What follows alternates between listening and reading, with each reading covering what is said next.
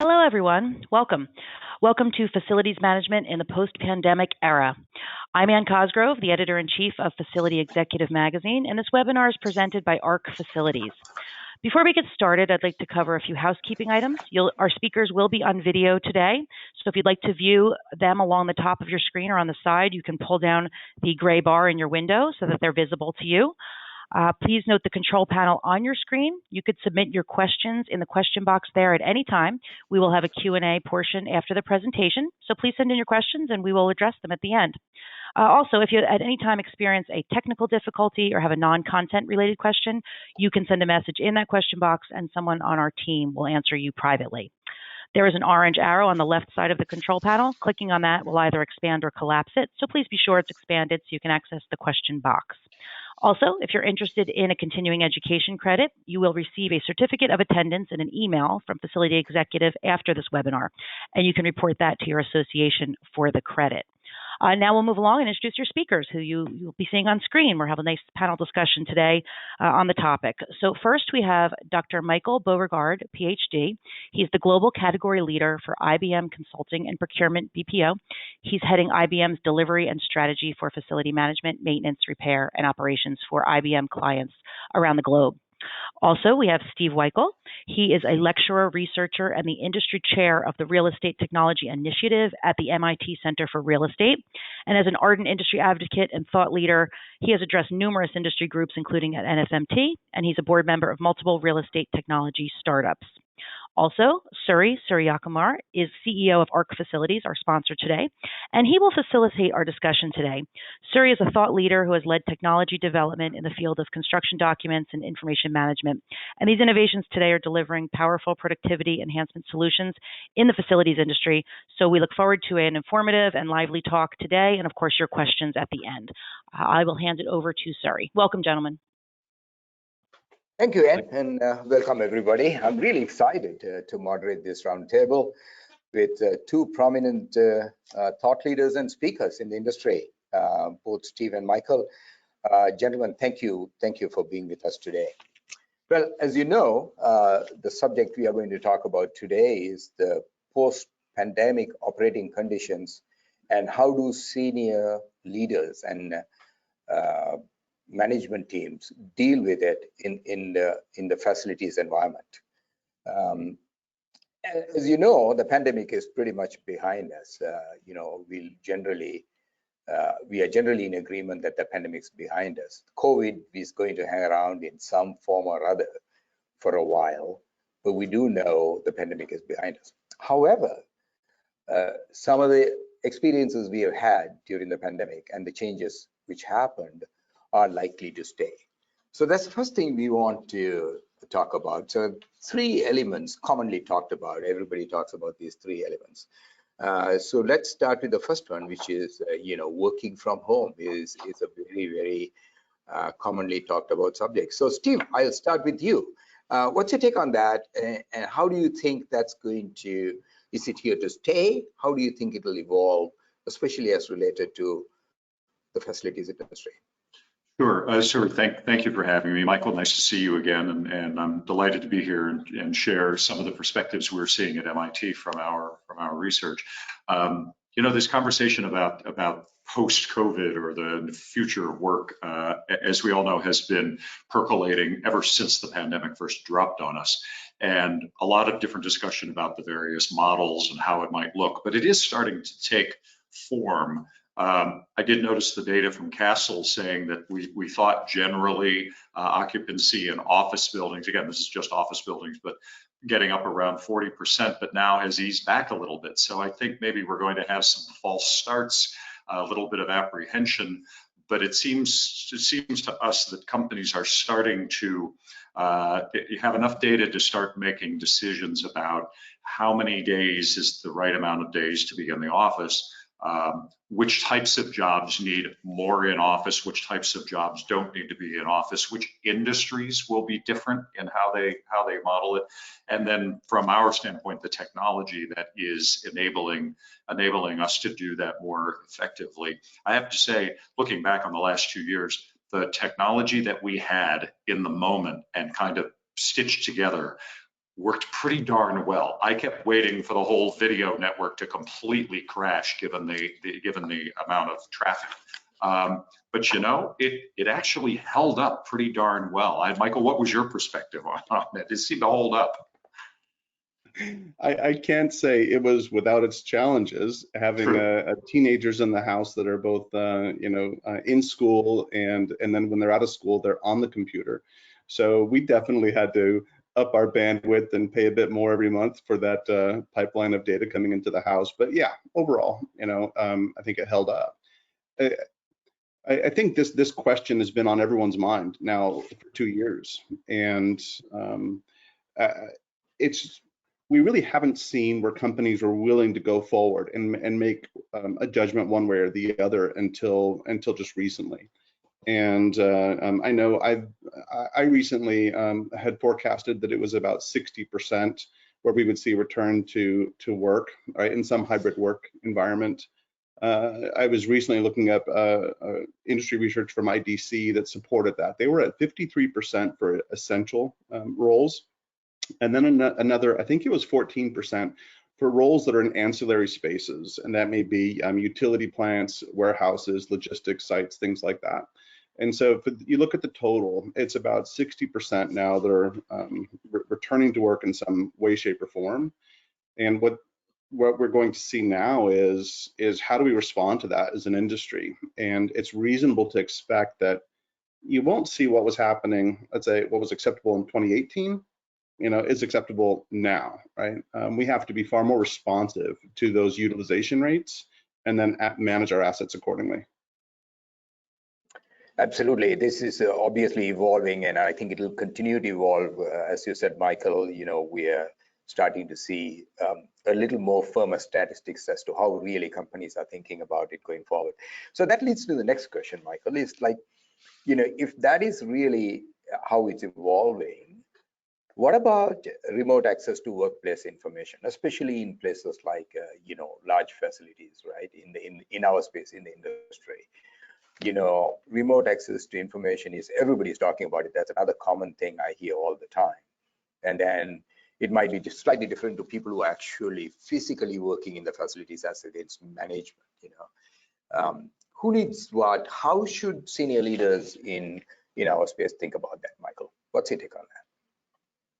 Yeah, well, we've had this, the ability to run a pilot, so to speak, and Steve was talking about it, right? And so right or wrong, we've been doing that now for 2 years. And prior to that, there were some things happening that have enabled us to better prepare. And so prior to that, within AEC Industries, you had already seen the remote desktop, right, to enable facility individuals to work from a trailer, to work off-site. Prior to COVID, you were starting to see the emergence of mobile technology. But there still is a gap. And what I mean by that is, from an IT perspective, we've addressed, let's say, the CMMS, right? The maintenance management systems. We've addressed how we tie into ERP, but that would all still require some level of engagement with your kind of desktop or that remote desktop now. Right. Where there's the gap is still, how do you access relevant information in terms of how are you managing the facility? And how do you get that information real time? That's something that I think during COVID was, for some facility managers, a bit alarming, and that to access the info, we had to have, FTEs, employees, come back to the site, right? Or we were asking the question, okay, I know that this information is setting in a plan room, or I know this information is within the central utility plant. How do I get my employees to access it? Right. And so it really asked that key question. We started to see some movement in mobile technology and some movement with platforms, but really it's now, how do we connect that, the FTE, to the data that's critical, with what's happening on site.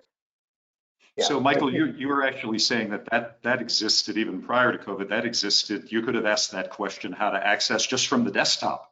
There are some aspects of the facility that's still very difficult just using the old technology, let alone this new mobile technology. Is that what I heard you say? Yeah, that is exactly it. And right or wrong, facilities, if you look at facilities as a practice, right? it's fair to say we're not leading in terms of the adoption of IT, right? That's Right. reasonable. But because of that, we've created a situation where how now do we leverage that, to Steve's point, that critical data, how do we leverage that and get that real time to make informed decisions about how we're managing the asset? That key piece, remains something that's being developed, or we've got to find new avenues to access it. Exactly. Very, very interesting subject and very interesting challenge for the, facilities professionals who are out there, especially in larger facilities, Michael and Steve. Yeah.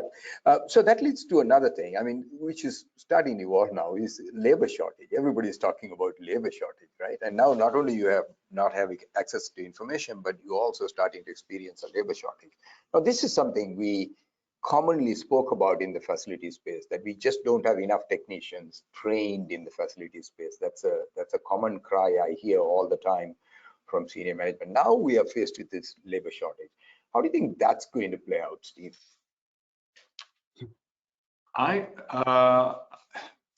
We follow the human element of the engagement with the technology. I can speak anecdotally from what we've heard. We haven't really taken a deep dive into the research, but what I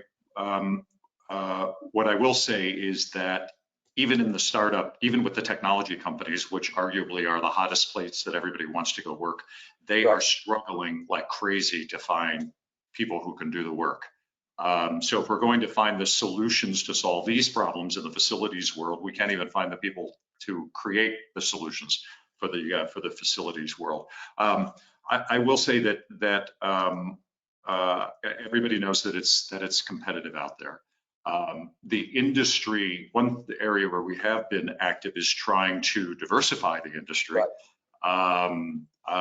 So on the one hand, you're just trying to find people who have skills. On the other hand, there's also pressure to help diversify your workforce, whether that's gender diversity or diversity of backgrounds, generally speaking. So it's a real challenge. Michael can probably speak to that better because he knows what the struggles are with the teams at IBM. Yeah, go ahead, Michael. Yeah, so this is of key importance to facility directors that are participating on the call.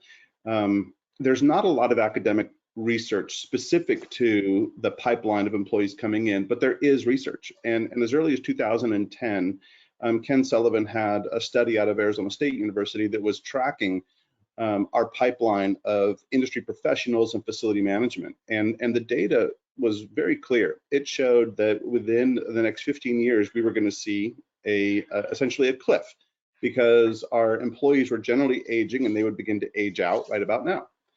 What's happened though is COVID, if you look at the impacts of COVID and the demographics that it was hitting, it was largely hitting those people that were looking at retirement anyway right now. And so if anything, it accelerated the retirement of key, let's say, experienced technicians in facility management. And that's of primary importance, because how do we then effectively transition or transfer knowledge, and how do we retain knowledge, right?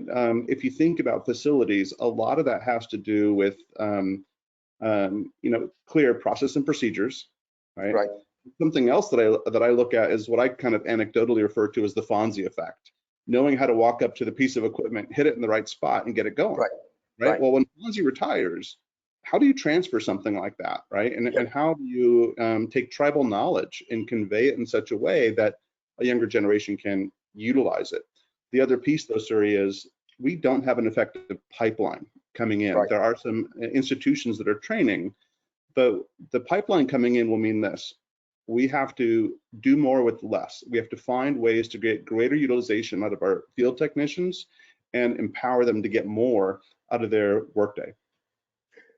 Thank you, Michael. That's actually the follow-up question I was going to have, because we already know in the facilities industry, right? We have a lot of tenured employees, a lot of baby boomers. A large majority of them are baby boomers. They were already starting to leave, and it is starting to create a problem. So that's actually, and Neil, you can go on to the next slide. The next big issue is the loss of tenured employees and the tribal knowledge, because buildings last forever. and there's a lot of knowledge these employees have built within them. They are like walking encyclopedias. What do you think, Steve? You know, how do you deal with that? How do you think about that if you're senior management? You know, this is inevitable, right? As we stare at it right now. I'll answer the question. I just want to touch on a couple of things Michael brought up. So I mentioned that because you know I spend most of my life with tech startups who are trying to reinvent, make things smoother, easier, more efficient. So it's possible that we will be able, Michael, to do more with less. And you're at IBM, which is all about doing a lot more with a lot less. It's very promising. Billions of dollars going into all areas we refer to it as built environment tech. It's not just prop tech anymore. It's all of the techs. They're starting to mash up and converge. So often the goal is more, better, faster. So those whether it's browser based or mobile based, those tools will help. They won't solve the whole problem. But the other thing I'll mention, and by the way, I'm not a boomer, but I find this very appealing. This guy sitting by the pool with the palm trees there. Anyway, back to the topic at hand. The other thing is that the incoming workers have an expectation about technology. So and I think buildings has some of the most complex things in the world. If you really interested in complex systems and software and technology, the future of buildings, these are like computers with a roof on them. We just haven't gotten through the transition yet. And I think that will be attractive to younger workers, but it also means we have to give them the tools that are attractive, because they go to companies where they've got the same kinds of tools they have out in their regular life. So if they, I jokingly say that the real estate industry is run off of a 42-year-old technology called the spreadsheet, which the spreadsheet's a great piece of software, but we sort of have to graduate to the next generations, plural, of technology, and that will attract the workers. So as we start implementing these new tools, there's an opportunity to attract younger workers to fill in where the older workers are aging out. So, but anyway, I got off track a little bit, but I wanted to answer Michael's, just respond to Michael's comments earlier. But let me say, Suri, what we are seeing is there are channels of technology that are exciting in all areas. It hasn't yet been stitched together.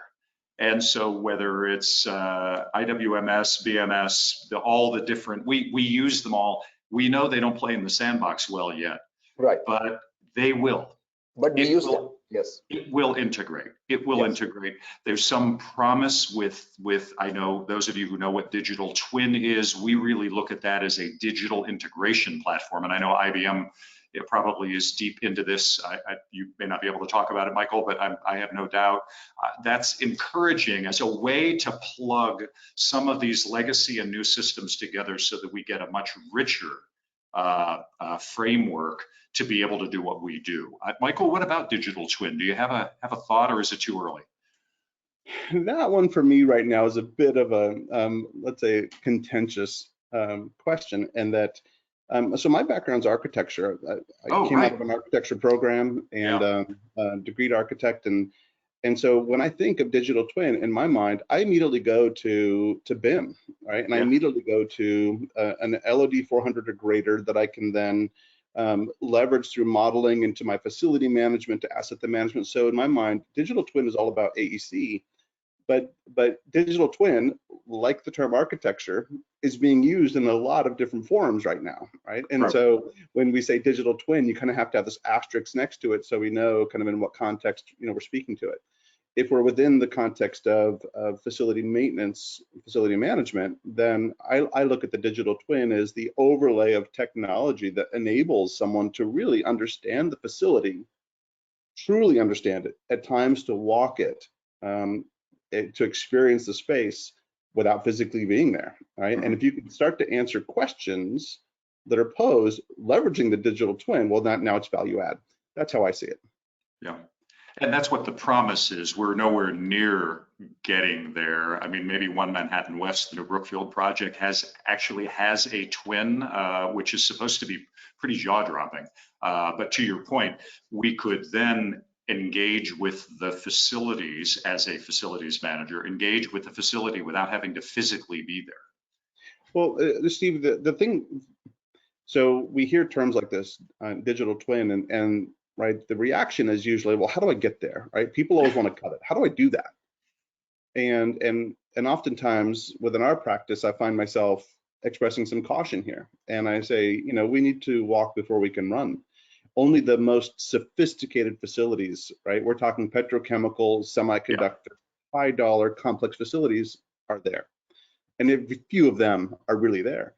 And what I look for is, what are those other technologies that we can deploy that are the walk, right? That enable higher utilization rates that get us there. I saw a study yesterday, Steve. I was going through preparing for this, and one of the things they were saying specific to the labor shortage, the millennials coming in and backfilling the boomers for these roles, right, within residential real estate, are bringing in the adoption of mobile technology for facility management as their asset management strategy, right? And it's new, right? And if you poll and your demographic is that demographic coming into the profession, let's say 25 to 35 years of age, they're looking at mobile technology and handhelds, right? If you do that same poll and you're looking at, you know, let's say the people that are towards the twilight of their career, they're not in that space. Right, right.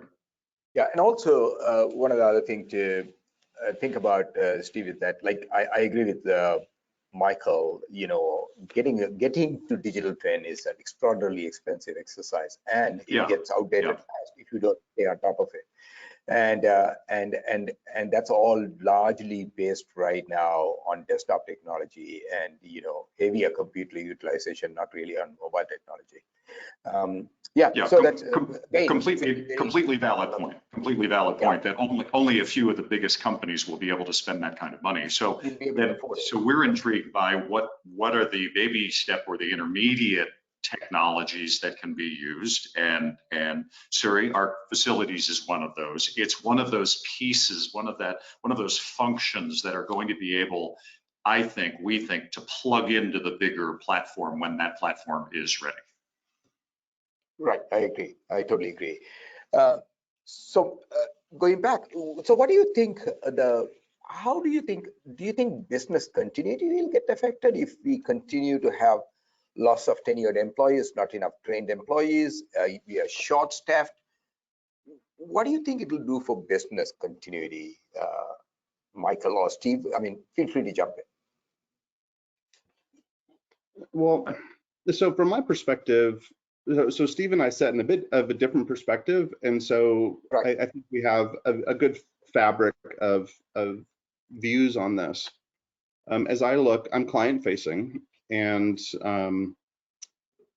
our goal really is to ensure that we're providing our clients that visibility into mitigating risk, and that's through the business continuity. And the challenge that we face then is how are we, again, transferring the knowledge, or I don't want to say the tools, because the tools need to be secondary to what's your vision of a solution, what's your vision of success and then what do we need to do to mitigate that risk? So you think about the questions you've asked with regard to labor shortages, right? I'll pivot and I'll look at how we look at our MRO, maintenance, repair, and operations, right? Right. We have key personnel that have tribal knowledge. This is an insurance spare, right? This is a critical spare. This is a consumable item, right? But then when you start to talk to corporate clients and you ask that question, right? Have you segmented your supply? And who's doing that? Oftentimes their feedback will be, oh, yeah, that's Joe. Joe's got it.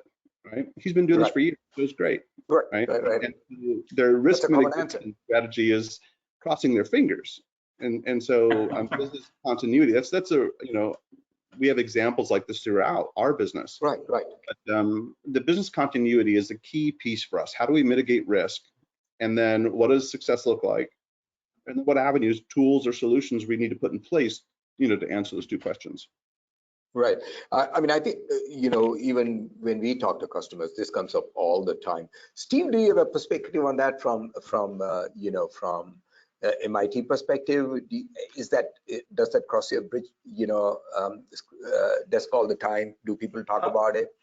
Well, I think there are different ways to, there are different aspects of continuity. One is the continuity where somebody suddenly takes sick and, or they take another job. There's that kind of continuity.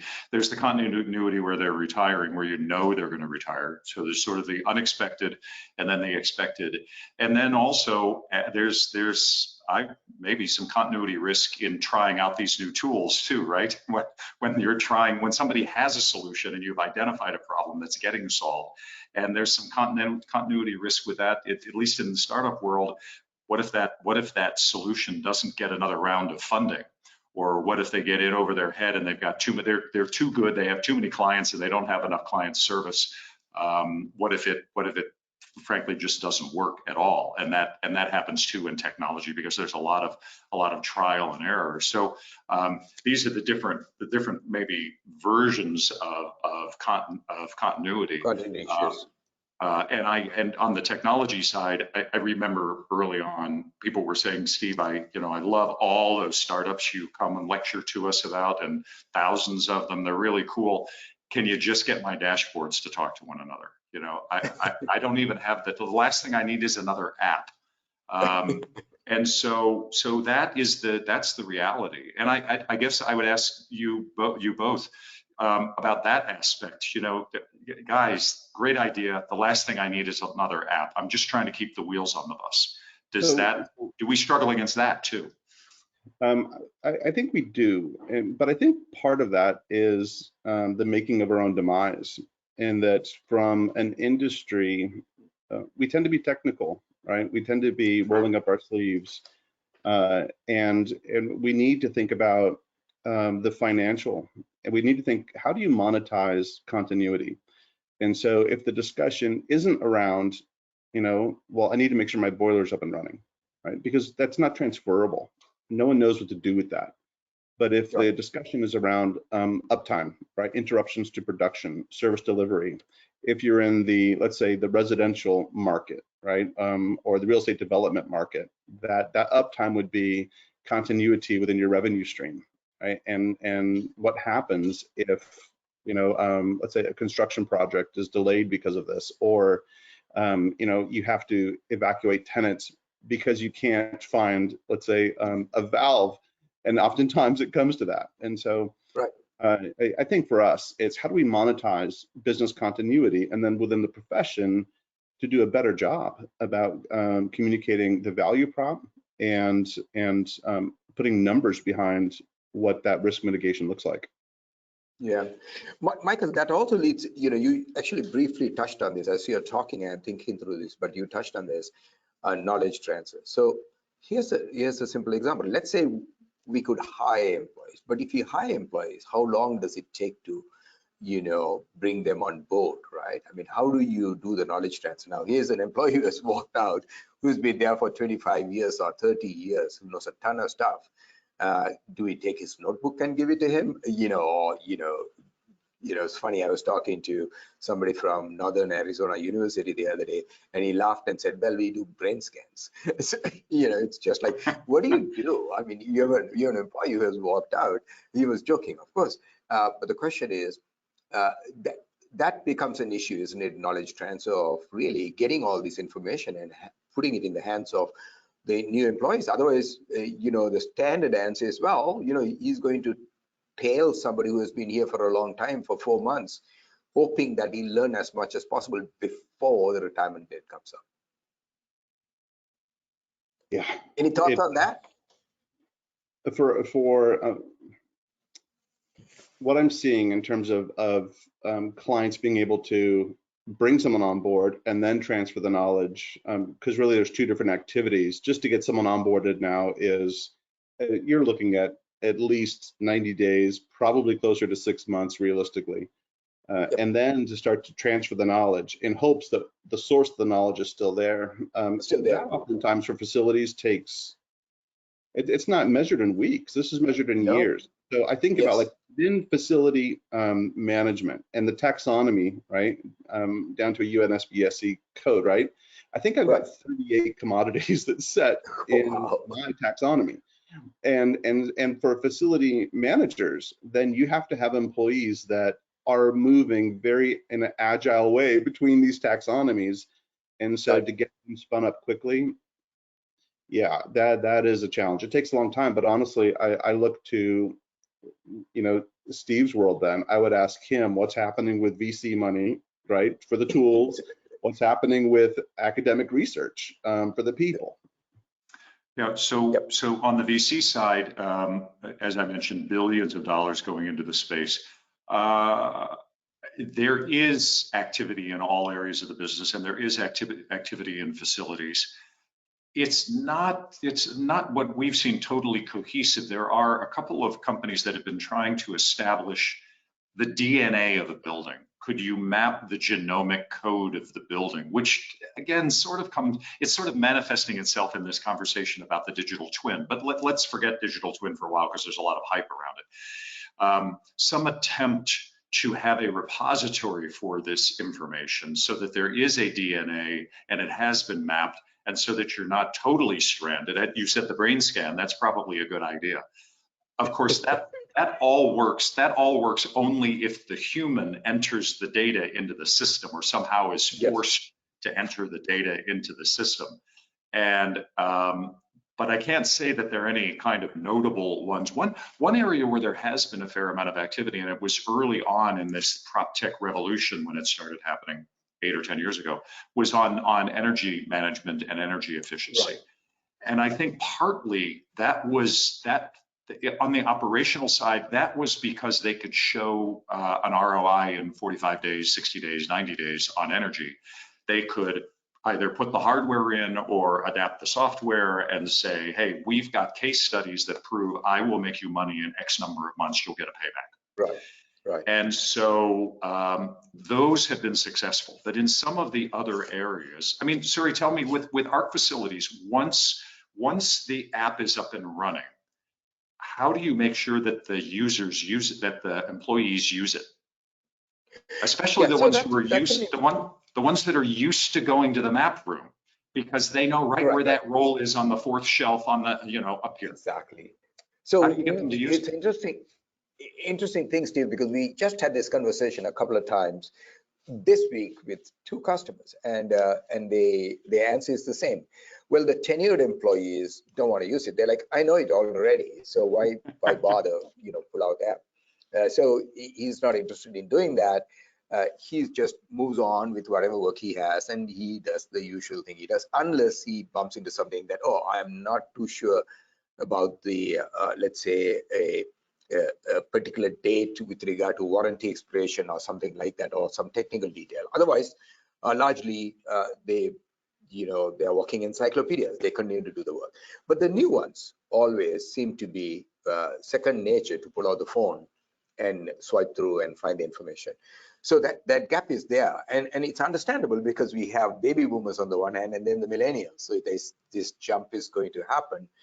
But the important thing is to capture that knowledge from these baby boomers who are currently in employ and put that in the app. Once you get it in the app, then the knowledge is captured. Then the interesting thing is the institution or the building owners now have custody of that information. It doesn't move, unlike in the past, from one employee to another, because now it's all in the app and anybody can find that information. So I think it's a question of just bridging that gap and moving on to, and like Michael said, it's just an investment insurance policy to get all that information captured. And then once it's done, it'll automatically maintained by the next generation of employees, because that's just how they live their life. But yeah, we heard that from senior managers. Is there an element of job security? A little bit of concern. Absolutely. With the senior employees. And he said, I don't know why some of these people think that their job is more secure, because he knows a hidden valve. So yeah, but I don't know. Could you, part of the incentive, first you might want to incentivize people somehow, but you may also want to just something as basic as, hey, this is not to replace you. This is to make you even more powerful than you already are, because there's always this human element to technology. Yeah, that's a hard. Sorry, go ahead, Michael. Real quick. I was recently sitting in on a panel here at ProcureCon Indirect, but this is something that's come up more and more often. We tend to look at the business we're in, and then we go to the facility management, facility maintenance, what we do within the built environment. Right. And there has to be a change in the mindset, and the mindset needs to migrate to, we are a technology company. And you had made a point earlier, Steve, you had said essentially buildings are like computers with a roof. And if we can shift the mindset to, we are a data company that happens to do, and then fill in the blank. What we would see is in time, we would see a different understanding of the adoption rate, or a different caliber of the employee we're bringing in, or the ability to leverage that data to make informed decisions. Right? But there has to be a shift. And I think here again, within facilities maintenance management, we're hindered, right? Because we're not quick to adopt that technology. And so it has to come down to, how do we monetize it and begin to push the narrative that unless we become that data company and begin to leverage it appropriately, right? We are either going to, antiquate out, right? Or we'll commoditize out, or something is going to happen. And so we need to fundamentally shift how we view our position within facilities to technology. Yeah, so it's interesting you say that, Michael, or something is going to happen. So that is going to be my next question. Do you think this will have an impact on emergency and life safety? Because you have tenured employees gone, you don't have the knowledge, something happens and you literally need that information within seconds. That could lead to a bigger problem with emergency and life safety. The challenge is that we're going to get that with a lagging indicator, right? And so if you look at the data really from 1970 forward, with all around the globe, we've got the equivalent to OSHA, and essentially we can track EMR rates and incident rates, and we're going to see safety, those numbers decline, and so safety compromised over time, right? And right or wrong, we're going to need some time to start to see those numbers come in, to see, as we've lost employees, now is that safety ticking up, or the rate of incidents ticking up, your EMR ticking up? Here again, this is another vehicle or language we can use to convey the importance, right? If we were to go back to the corporate organization and use the language of EMR to insurance costs, what's the value then of knowledge transfer? If we believe that we're creating greater risk to our employees, and we're creating greater financial risk or business continuity associated with it, then I think we've got a platform to have that discussion, reasonably. Right. So can I mention that? Actually, yeah, go ahead, Steve, please. So let me give you another example of something that may influence the future. And risk and incidences are a little scary. This one, here's one that's a little more optimistic. The excitement around younger workers about climate and sustainability, and I mean, it's scary, but it's also a tremendous opportunity.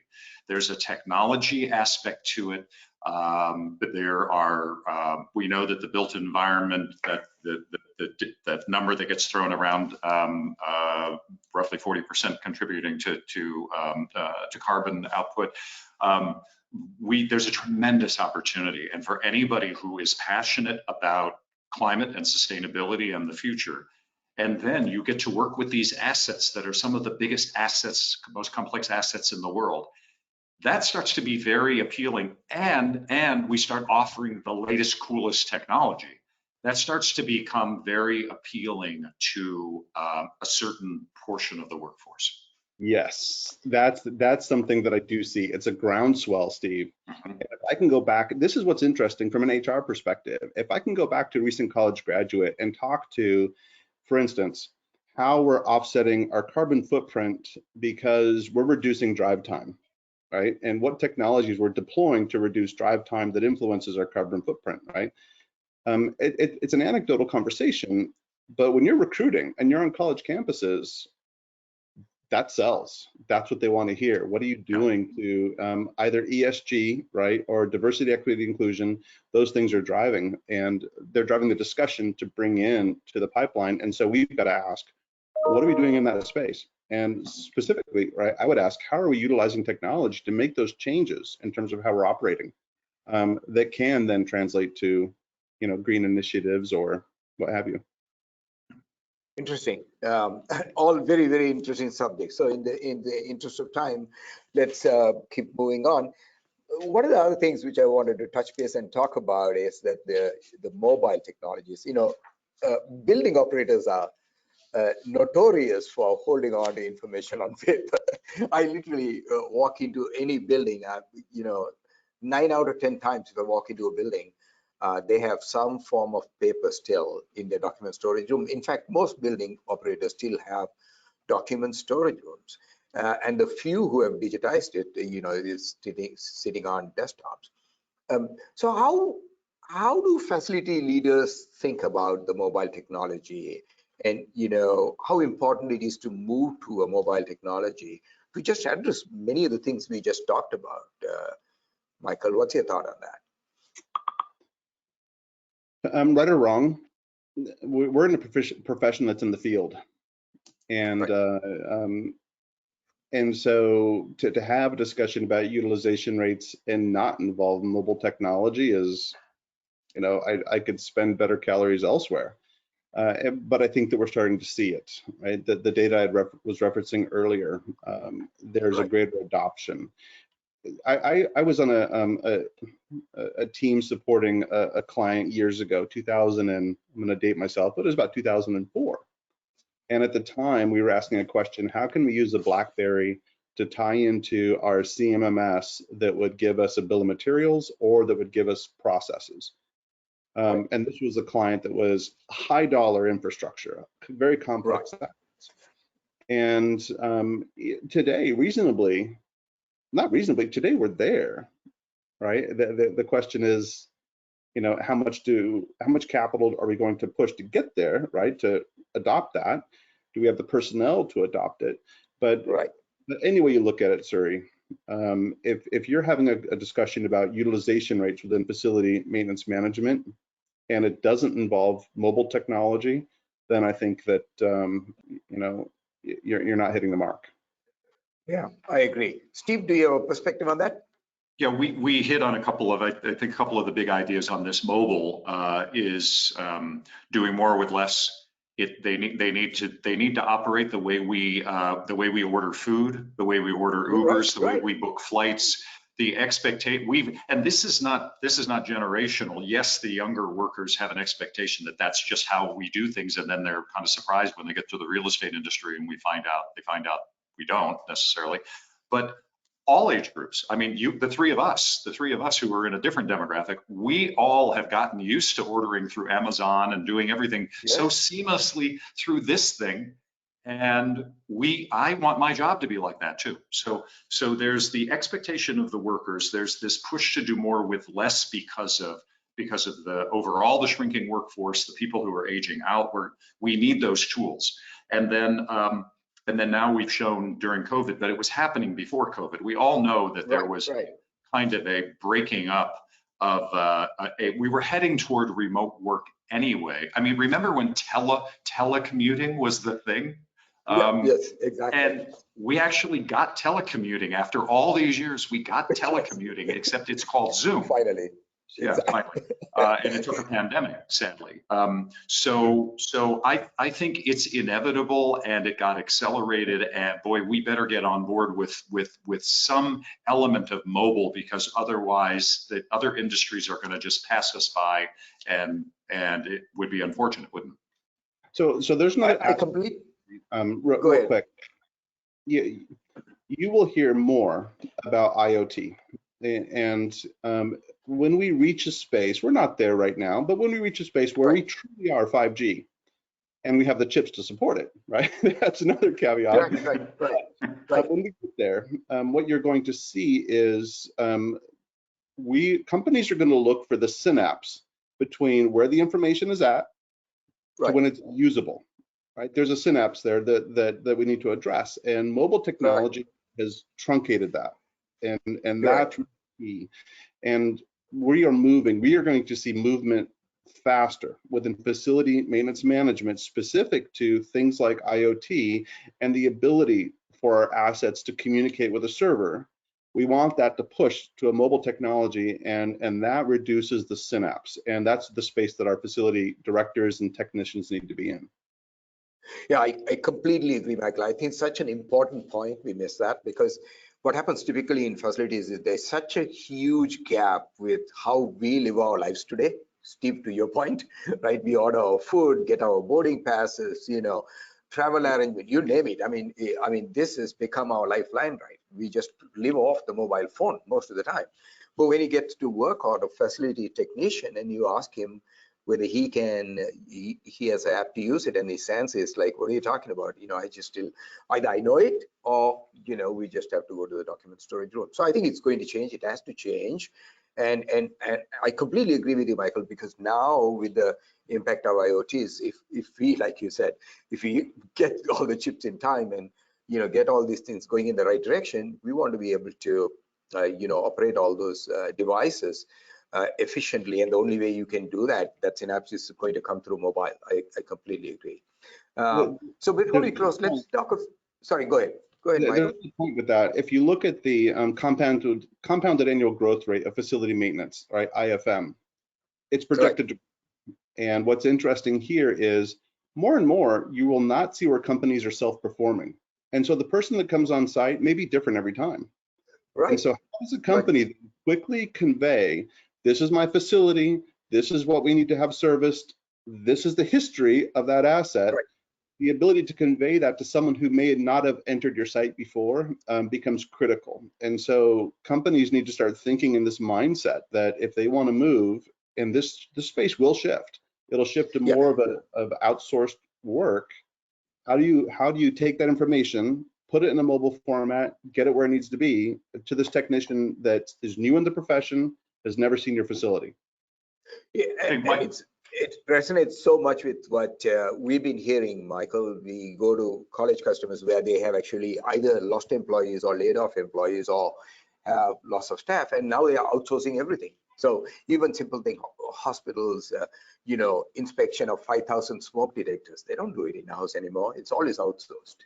So it's a very relevant point. Go ahead, Steve, you had something to say. Michael, what about when you say outsource? This is really an interesting idea about the outsourcing. What if outsourcing is you give the third-party vendor, the repair person, access to put on their HoloLens and digitally walk through your building because it's set up on a twin, but forget about the twin.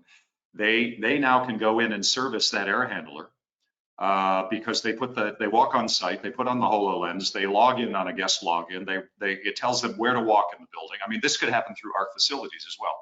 You're told where to walk in the building and it tells you what panel to take off, and you're doing all of this through augmented reality, not virtual, but augmented through the lens. How far are we? We're probably at least a decade out. It's happening now. So make no mistake, if you go onto a Chevron petrochemical site, they've got this technology and that's what they're deploying.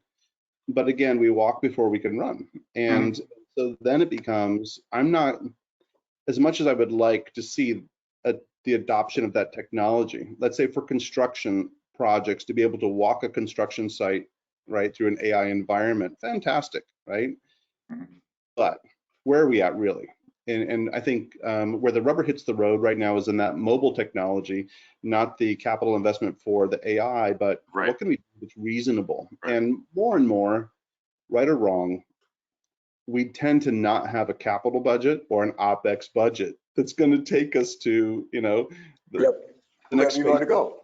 right? And so we have to work within what's reasonable. What's reasonable right now is that mobile platform and the access to data. Really, what I want to see is I want a BOM, I want a preventative maintenance routine plan, and I want a location handy. And if possible, some history to the asset, great. But if that in itself was mobile and I can give that to anyone that fast, right? I'm happy.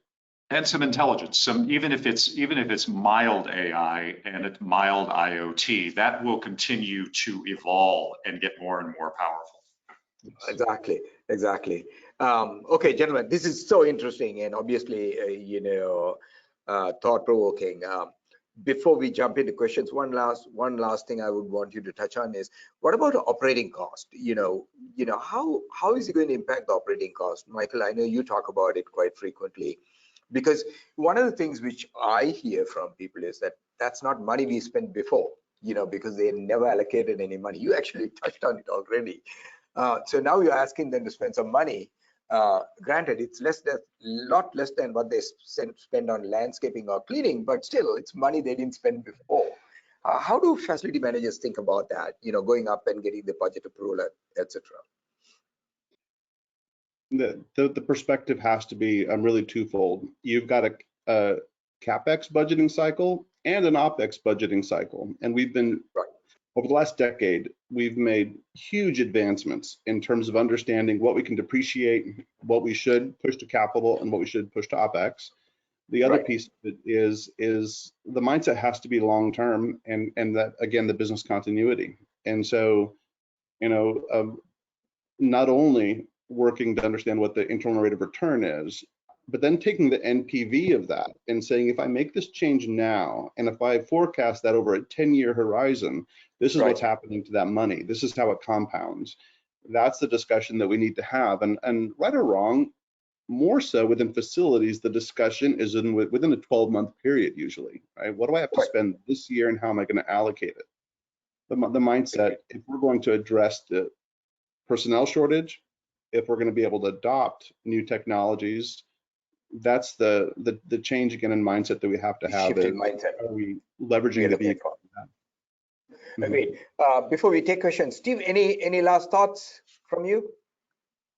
Yeah, on this Capex OpEx, I think it's very interesting because the Capex may be some kind of software solution, but it has impact on the OpEx, because if you don't have great software, you're inefficient and you can't hire talent. So it is really joined at the hip, and Michael, you know better than I that companies really have to rethink this relationship between Capex and OpEx, because they're sort of both. You can make them part of both, and that is not conventional thinking. Yes, it's not an or discussion. It should be an and discussion. Yeah. And if there's research coming out of institutions that say if I adopt technology, you're going to see a 40% utilization increase. Right. So is that capital investment worth it? What is it? What do I get from it? And here again, I think we need to be more astute. We need to be able to put on a financial cap, Suri, and have that discussion with an intelligent discussion across from HR and finance about how we're managing our facilities. Absolutely. I think this is, again, this is a challenge, facility senior leaders in facilities going to have, having this, clear understanding of, the impact of what's going on in the facilities world and how we are going to transform out of that, so that actually improve the operating cost, reduce the risk, risk mitigation is part of that, and be able to get hold of this, really get custody of the building information. Very good. Suri, I'll say one last thing. There's some recent work on understanding the obsolescence penalty. This is mostly in the sustainability and climate conversation. That there are rewards. We've shown with the data and the research we've done the rewards for having a building that is smart and connected and green, and we now I think is generally accepted. But now we're starting to understand what the obsolescence penalty is going to be, and it could be in the trillions of dollars. Now, that's speaking about real estate assets, but I would imagine maybe there's going to be a kind of a penalty. Well, there will be a penalty for not keeping up with this stuff. it'll be a labor penalty and all of the things we've been talking about. So that's an additional way to look at this, is that there's a reward, but there's also an obsolescence penalty, and that obsolescence is happening faster and faster. Faster and faster. I completely agree. Well, this has been an excellent discussion, and we have a few minutes for the questions. Please go ahead. Yes. Okay. Yes. Can you hear me? Yes. Yes. Okay. Perfect. So yes, thank you very much for that discussion. Really appreciate that. And of course, to our attendees for sending in questions. We do have time for just a few, so I will jump right in. And of course, please continue to send in your questions if you do have any. So let's see, you had talked about remote work, labor issues, project management. So I'm going to ask a few questions that tie that all together so we can cover some ground. One of the questions was talking about, can complex building information really be handled through mobile technology, specifically mobile phones that many techs are walking around with these days? And it says, I know you can do a lot with the apps these days, but can it really handle building information collected over decades, with all the institutional knowledge and needing to have that at the ready? What is the app that can really do that, and the tech that's prepared to do that? Michael, would you like to take that? You have a perspective on that? I don't believe it's reasonable to expect that something's going to, be your panacea in this space. It's just not there. But it's also reasonable to expect that we can, archive and collect recent data that has been either purchased or performed on an asset, and that's retrievable right now. Mobile doesn't have the computing power, certainly, right? So you're not going to run your Revit model through phone. Absolutely. But can we retrieve the data that's been modeled? You bet.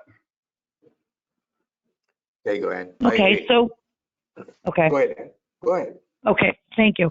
And the question is, this is one that's top of mind for many folks. What about security, cybersecurity? Mobile phones can get hacked. Obviously, other devices can as well. So can you talk about, from maybe the ARC facility standpoint, or Michael or Steve, what you've seen in terms of security of mobile technology? What is there to be concerned or glad about in that sphere?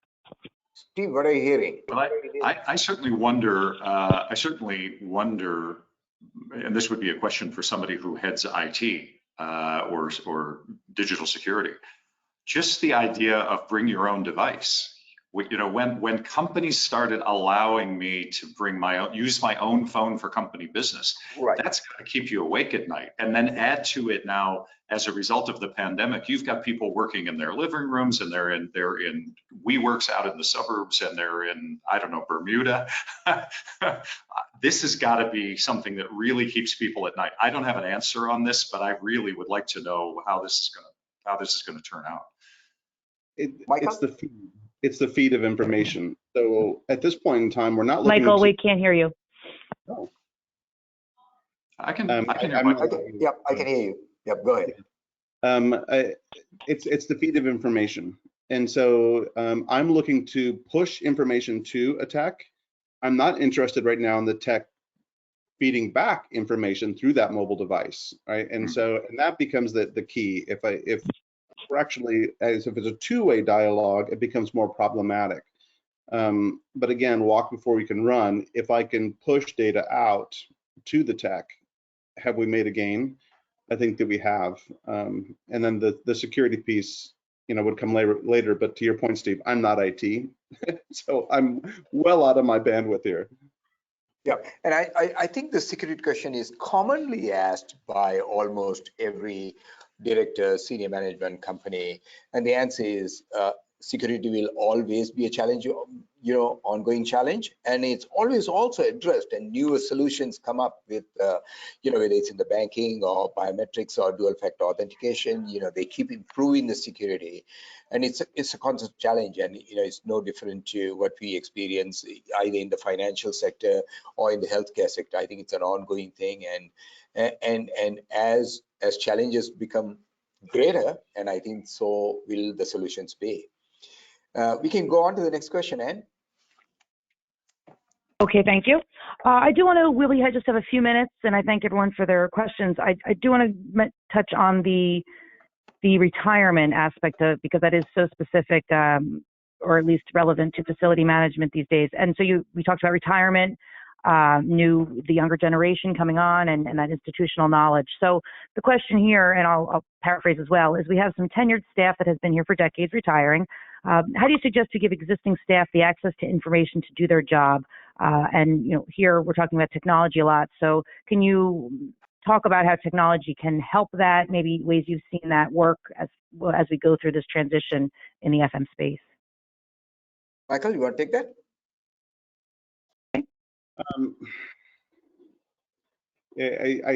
I tend to think that we need to simplify, and this is kind of, now we've mentioned this quite a bit, but we need to create a situation. I tend to think that the large scale CMMS that we would have seen, right, the Maximo that's sitting out there, right, it's not agile enough, and it doesn't necessarily address this need well. And I tend to think that we need to simplify the technology and move to more of an app-based CMMS to convey that, to transfer the knowledge. I tend to be in that space with regard to how we're managing assets and how we're transitioning knowledge. The other piece of that is they both have their applications, certainly, but as facility managers, more and more, and COVID has taught us this, we need to be very agile. We need to be mobile. We have to understand that your workplace is going to change, the environment is going to change, and our technology and our knowledge transfer has to be responsive. Thank you, Michael. Steve, closing comments? I think we are right at that time. I think we are right on that time. The observation on this transformation, this transition that's happening, that's ongoing, it will be messy, we'll make mistakes, but we'll learn a lot, and we'll look back. I think it was Bill Gates and probably other people who said we overestimate the promise of technology in the first 2 years, and we underestimate in the 10 years. So 10 years from now, if we get together and have this webinar again, I think we will be struck by how much of a transformation did take place, despite all of the things we talked about, all of the challenges we talked about in the last hour. Agree. That's great. Gentlemen, thank you very Sorry, much. I would like to hand it back to you. I'm sorry, sir. Yes, I would like to jump in just with one more question, if you would, because it just came in under the wire.